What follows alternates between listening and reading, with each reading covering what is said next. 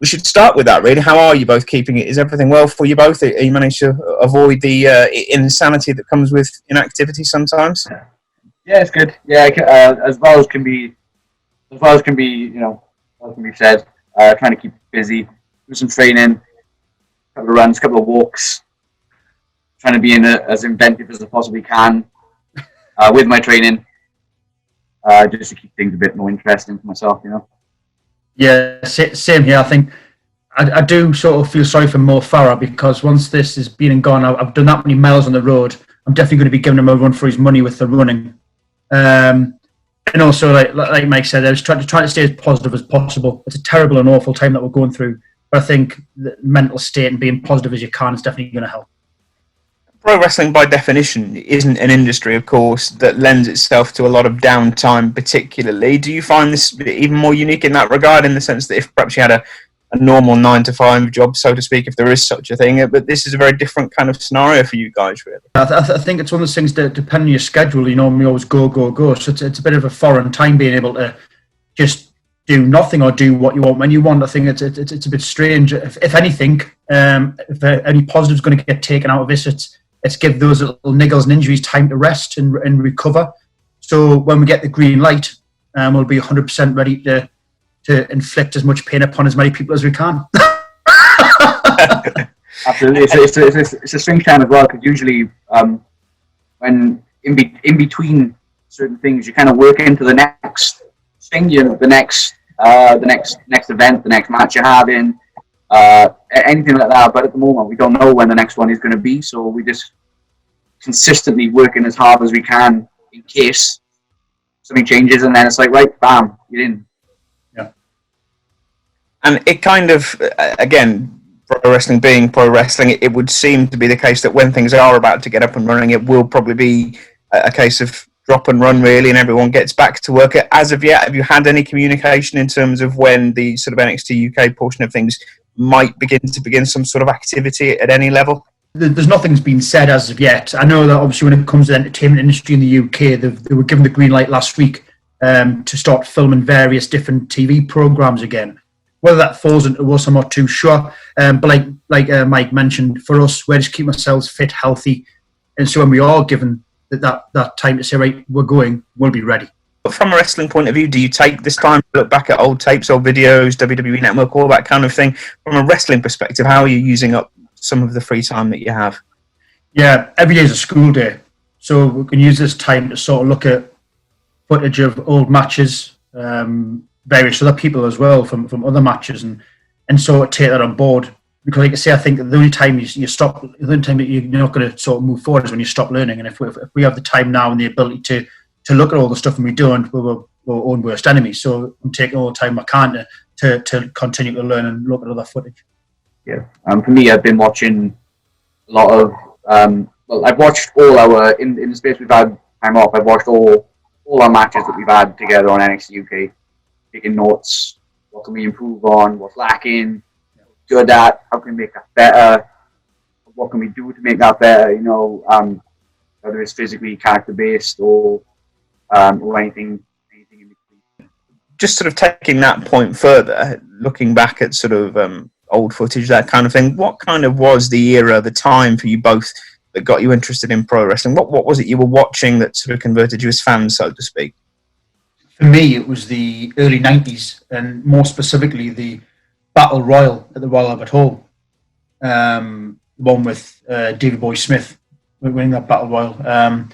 For me, I was watching superheroes on my TV or on VHS do things that I never thought were possible. Good versus evil, speed versus strength. It was everything I've ever sort of would think it would be amazing to see, and watching it made me think that's what I'd love to do.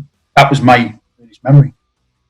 The first thing I saw was it would have been the Attitude Era, I guess. It was Austin versus McMahon, that whole feud, which kind of attracted me to it. And then as I started watching it, I saw characters like Kane, Undertaker, and I just thought these are incredibly interesting, characters on my screen. I need to watch more, and I need to continue watching. So that's the kind of era I was into. And the use of the word pathway, I guess it's a little bit of a cliche word, pathway, but that sort of journey for guys, especially in the UK, who enjoyed watching wrestling, to go and establish yourself now under that WWE umbrella.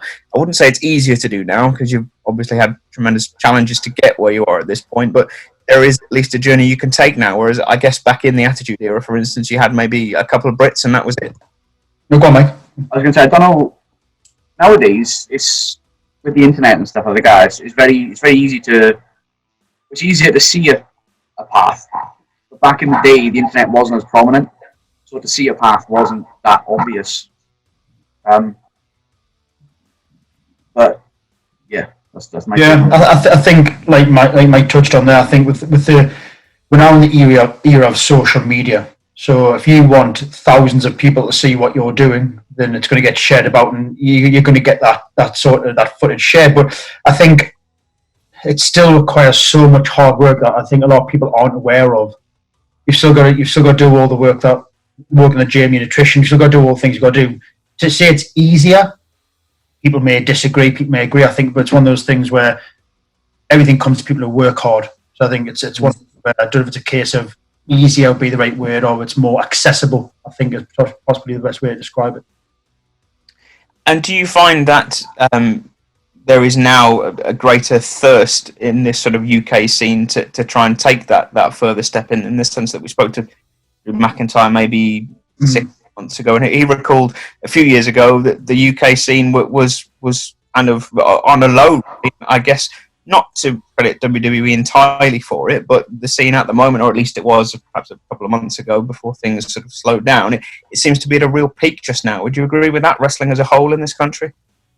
Yeah, I think it's definitely at a high. I think it's because there's so much wrestling. There's so much to see, but even then, because there's so much to see, there's more people involved in it. Because there's more people involved in it, there's more eyes getting onto it. So I think I would agree with that comment from Drew, personally.